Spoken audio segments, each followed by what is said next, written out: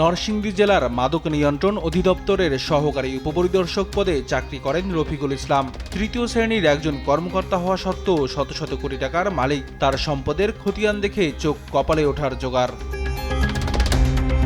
দেশ টিভির অনুসন্ধানে বেরিয়ে আসে মিরপুর পীরের বাগ এলাকায় রয়েছে তার 5টি ফ্ল্যাট, যার প্রতিটি তার স্ত্রী শাহনাজের নামে।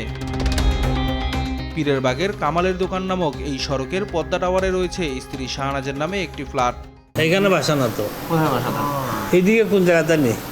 ওনার ওইখানে আপনার শাহনাজ মুসাম্মদ শাহনাজ আক্তার, হ্যাঁ টাঙ্গাইল বাড়ি। হ্যাঁ হ্যাঁ, এই যে ওইদিকে কোনার বাসা থাকে। তাই এখানে ওনার কোনো ফ্ল্যাট নাই? ফ্ল্যাট আছে কিন্তু বানাইছে না, কিচ্ছু করে না। একটু সামনেই এনপি টাওয়ারেও রয়েছে স্ত্রী শাহনাজের নামে আরেকটি 1050 স্কয়ার ফুটের ফ্ল্যাট। তবে এই ফ্ল্যাটটি কয়েক মাস আগে বিক্রি করে টাকা ক্যাশ করে নেন তিনি।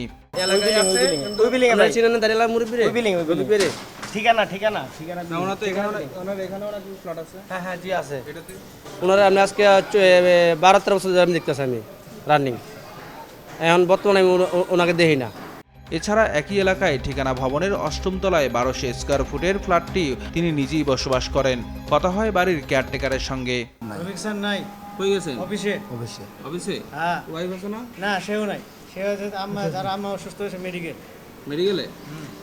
এখানে নিজের ফ্ল্যাট। এখানে আছে একটা। এই অনুসন্ধানের মাঝেই খোঁজ আসে পশ্চিম শেওড়াপাড়ায় সন্ধান মিলেছে তার আরেকটি বাসগৃহের। তবে ভবন নির্মাণাধীন থাকায় যথাযথ কর্তৃপক্ষের সন্ধান পাওয়া যায়নি। অভিযোগ আছে মিরপুর পীরের বাগের স্থানীয় আওয়ামী লীগের নেতাদের সাথে মিলে আর প্রশাসনকে কাজে লাগিয়ে ভয় দেখিয়ে দখলও করে নিতেন জমি ও ফ্ল্যাট। পরে তা বিক্রি করে দিতেন অন্য কারো কাছে। তার দখল বাণিজ্যের শিকার হয়ে এক ভুক্তভোগী দুদকে তার বিরুদ্ধে অভিযোগ করেন, মামলা করেন আদালতেও।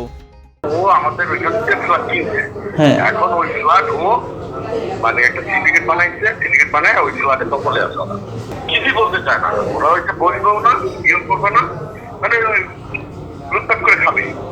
অলরেডি ওই বিল্ডিং এ বানানোর সময় 2 কোটি টাকা লুট করে খাইছে অলরেডি। অভিযুক্ত রফিকের বিরুদ্ধে অভিযোগের বিষয়ে তার সাথে মুঠোফোনে যোগাযোগ করা হলে তিনি প্রতিবেদককে সরাসরি দেখা করতে বলেন। আপনি কই আছেন এখন? আমি নরসিংদী। ভাই আপনার একটা ইন্টারভিউ নেওয়ার জন্য ফোন দিছিলাম একটু। আপনি এক সময় আসেন, পরে বলা যাবে, আমার খুব জানতে। ভাই কখন আসবো বলেন তো?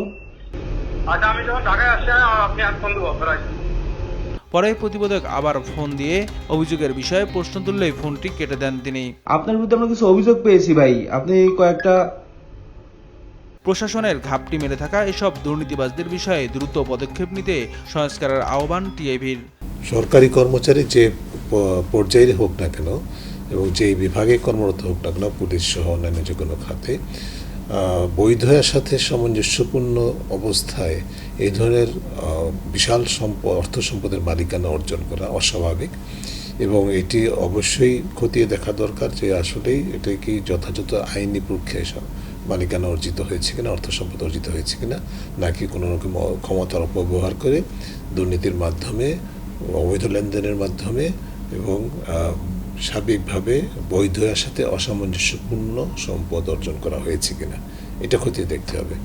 প্রশাসনের রন্ডে রন্ডে ছড়িয়ে ছিটিয়ে থাকা এমন দুর্নীতিবাজদের আইনের আওতায় আনার দাবি সচেতন নাগরিকদের। নিয়াজ মোরশেদ, দেশ টিভি, ঢাকা।